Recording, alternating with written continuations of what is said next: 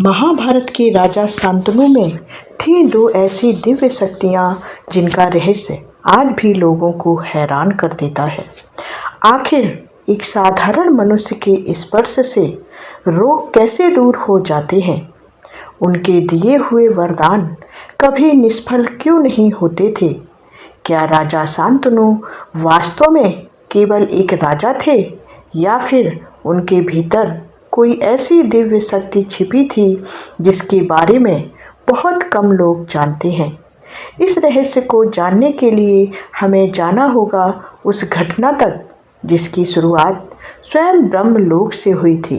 तो पूरी जानकारी को अंत तक जरूर देखिएगा, हमारे साथ वीडियो के लास्ट तक बने रहिए। पूरे रहस्य आपको तभी पता चलेंगे। वीडियो को लाइक कीजिए, शेयर कीजिए और चैनल को सब्सक्राइब कर लीजिए। तो चलिए जानते हैं। प्राचीन काल में इक्ष्वाकु वंश में महाभिष नाम के एक अत्यंत तेजस्वी और धर्मात्मा राजा थे। एक दिन वे ब्रह्मा जी की सभा में उपस्थित थे। उसी समय वहां देवी गंगा भी आई हुई थी। अचानक तेज हवा चली और गंगा के वस्त्र कुछ खिसक गए। सभा में उपस्थित सभी देवताओं और ऋषियों ने सम्मानवश अपनी दृष्टि झुका ली, लेकिन महाभिष गंगा के अद्भुत सौंदर्य को निहारते रह गए। यह देखकर ब्रह्मा जी क्रोधित हो उठे। उन्होंने कहा, महाभिष, तुम्हारा मन अभी भी सांसारिक आकर्षणों में बंधा हुआ है, इसलिए तुम्हें मृत्युलोक में जन्म लेना होगा। इतना ही नहीं, उन्होंने यह भी कहा कि जिस गंगा को तुम इस प्रकार देख रहे हो वही तुम्हारे जीवन में सुख और दुख दोनों का कारण बनेगी। यहीं से प्रारंभ हुआ एक ऐसा रहस्य जिसने आगे चलकर महाभारत की नींव रखी। श्राप के प्रभाव से महाभिष ने राजा प्रतीप के रूप में जन्म लिया।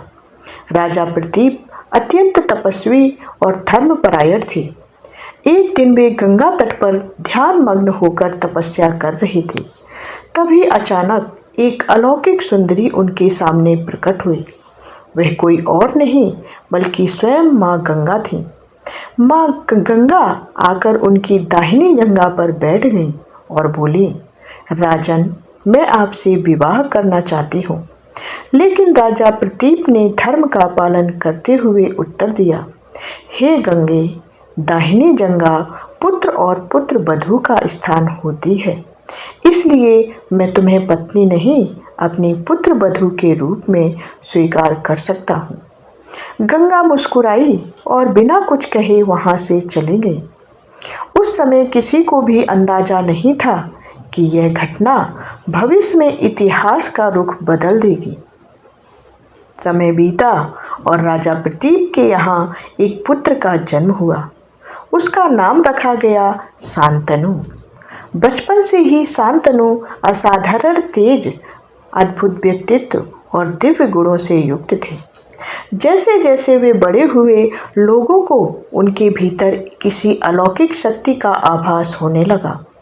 राजा प्रतीप के बाद जब शांतनु हस्तिनापुर के सिंहासन पर बैठे, तब उनका यश चारों दिशाओं में फैल गया। एक दिन गंगा तट पर घूमते हुए राजा शांतनु की भेंट माँ गंगा से हुई। पहले ही दृष्टि में दोनों एक दूसरे को पहचान गए, मानो जन्मों का कोई अधूरा संबंध फिर से जाग उठा हो। गंगा ने विवाह के लिए एक विचित्र शर्त रखी। उन्होंने शर्त रखी कि आप मेरे किसी भी कार्य में हस्तक्षेप नहीं करेंगे और ना ही कोई प्रश्न पूछेंगे। प्रेम में डूबे शांतनु ने यह शर्त स्वीकार कर ली। विवाह के बाद गंगा ने एक एक करके 7 पुत्रों को जन्म दिया और जन्म लेते ही उन्हें नदी में प्रवाहित कर दिया।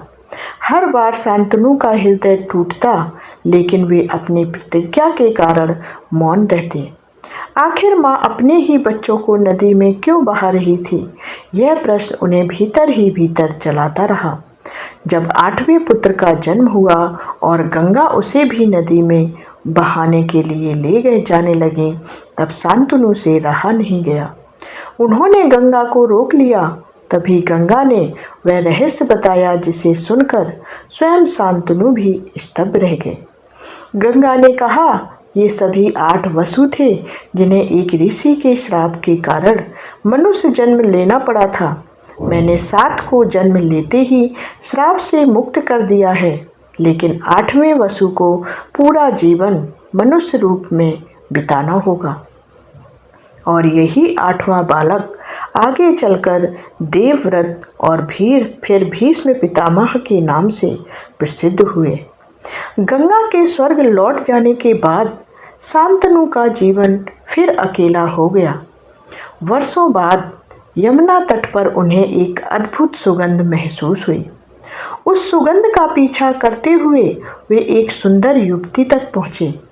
वह थी सत्यवती।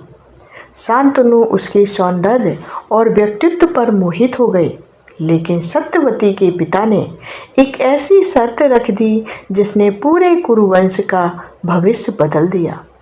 उन्होंने कहा कि सत्यवती से उत्पन्न पुत्र ही हस्तिनापुर का राजा बनेगा।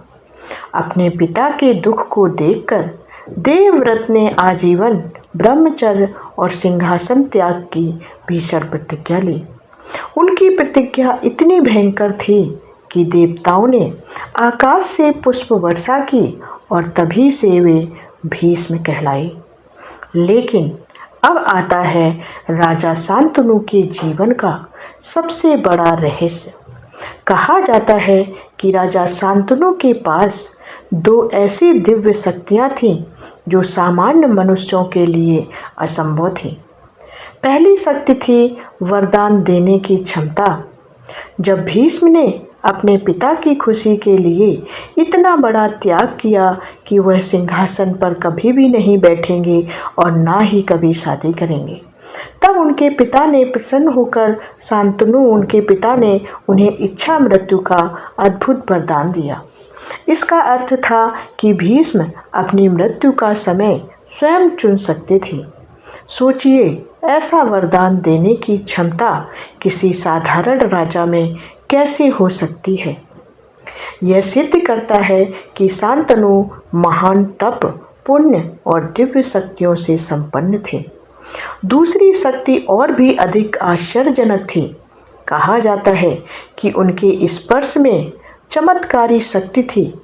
जिस व्यक्ति को वे अपने हाथों से स्पर्श कर देते थे, उसके शारीरिक रोग, कष्ट और पीड़ाएं दूर होने लगती थी। उनके स्पर्श से मन को शांति, शरीर को आराम और जीवन में सकारात्मक ऊर्जा का अनुभव होता था। यही कारण है कि उन्हें शांतनु कहा गया, ऐसा पुरुष जिसके स्पर्श से तन और मन दोनों शांत हो जाएं। यही राजा शांतनु आगे चलकर उस वंश के आधार बने जिसमें भीष्म, पांडव, कौरव और महाभारत जैसे महान इतिहास ने जन्म लिया। लेकिन आज भी उनके जीवन के ये 2 रहस्य लोगों को सोचने पर मजबूर कर देते हैं। क्या वे केवल एक राजा थे या फिर धरती पर जन्मे किसी दिव्य शक्ति के अवतार थे? लेकिन सबसे बड़ा सवाल आज भी यही बना हुआ है कि क्या राजा शांतनु की दिव्य शक्तियाँ केवल एक वरदान थी या उनके पीछे कोई ऐसा रहस्य छिपा था जिसे समय के साथ दुनिया भूल गई। अगर आपको महाभारत के ऐसे अनसुने रहस्य पसंद हैं तो वीडियो को लाइक करें, चैनल को सब्सक्राइब कर लें और ऐसी ही जानकारी वाली वीडियो अपने दोस्तों और परिवार के साथ साझा करें और कमेंट में जय भीष्म पितामह, जय श्री कृष्णा जरूर लिखें। मिलते हैं अगले रहस्य के साथ, तब तक के लिए जय श्री कृष्ण। धन्यवाद।